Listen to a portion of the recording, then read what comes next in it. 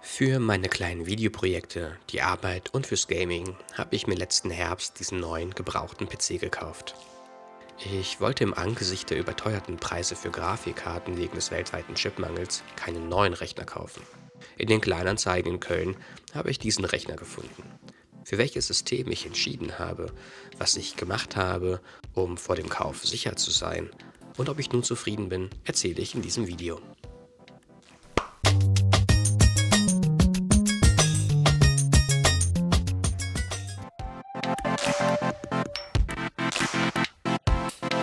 Der Rechner hat einen AMD Ryzen 9 3900X 12-Core-Prozessor, der standardmäßig mit 3,8 GHz getaktet ist und auf einem MSI Mac B550 Tomahawk Motherboard sitzt. 32 GB DDR4 RAM mit 3200 MHz sind installiert, eine PCI 4.0 500 GB NVMe SSD-Festplatte ist auf dem Board, eine Palit RTX 3070 ist dabei und eine NZXT Wasserkühlung in einem sehenswerten weißen Case.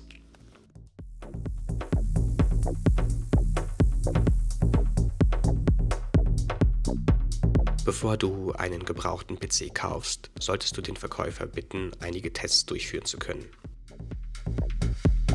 Mit dem Programm Hardware Info 64-Bit kann ich von einem USB-Stick auslesen, ob die Angaben des Verkäufers zur Hardware alles stimmen.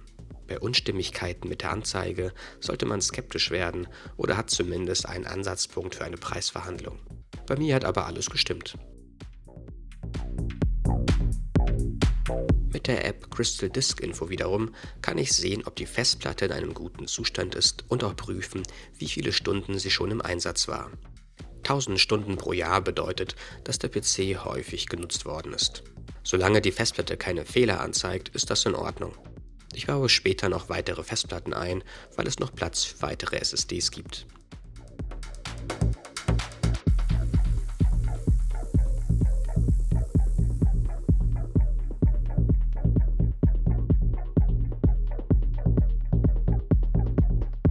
Mit dem Performance-Test 10 kannst du sehen, wie die Gesamtleistung des Systems eingeschätzt wird. Stimmt das Ergebnis mit dem überein, was du dir erhofft hast, dann kannst du jetzt schon fast sicher zugreifen. Dieser Rechner hier gehört laut Testprogramm zu den 5% leistungsstärksten PCs weltweit.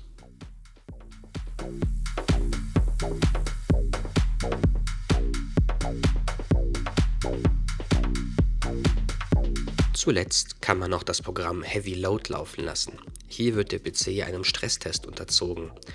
Bricht der Graph irgendwo unerwartet ein oder stürzt der Rechner ab, sollte man vorsichtig sein. Es könnte sein, dass durch Übertaktungen oder aus anderen Gründen Komponenten des PCs beschädigt sind. Bevor man also viel Geld ausgibt und sich später ärgert, ist es vielleicht besser, das Geschäft abzubrechen.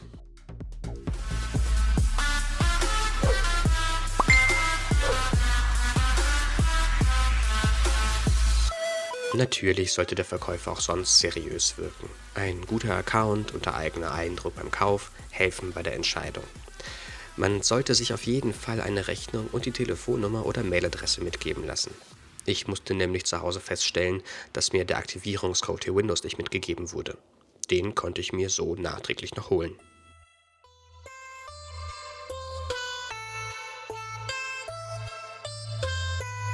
Wenn der PC dann zu Hause steht, kann es losgehen. Hat man einen guten Deal gemacht, freut man sich länger. Dieser Rechner hat mich 1600 € gekostet. Für den Preis findet man zurzeit manchmal die Grafikkarte alleine.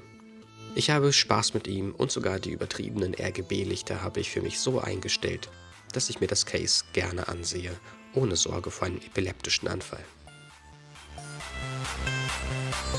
Der Videoschnitt geht nun deutlich schneller und performanter.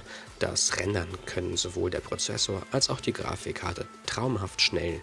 So macht es wieder deutlich mehr Spaß.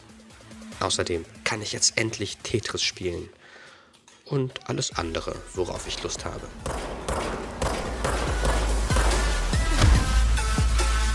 Wenn dir das Video gefallen hat, lass ein Like und ein Abo hier. Danke fürs Reinschauen, ciao und bis zum nächsten Mal.